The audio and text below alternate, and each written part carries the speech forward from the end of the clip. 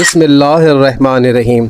जनाब नौफ बकाली कहते हैं कि एक शब मौला अली अलैहिस्सलाम ने फरमाया, ए नौफ, होशा नसीब उनके कि जिन्होंने दुनिया में ज़ुहद इख्तियार किया और हमतन आखरत की तरफ मुतवज्जा रहे।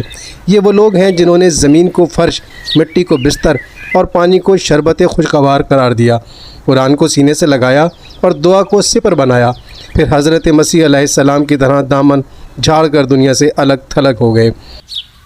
ए नौफ, दाऊद अलैहिस्सलाम रात के ऐसे ही हिस्से में उठे और फरमाया कि ये वो घड़ी है कि जिसमें बंदा जो भी दुआ मांगे मुस्तजाब होगी, सिवा उस शख्स के जो सरकारी टैक्स वसूल करने वाला या लोगों की बुराइयां करने वाला या किसी जालिम हुकूमत की पुलिस में हो या सारंगी या ढोल ताशा बजाने वाला हो।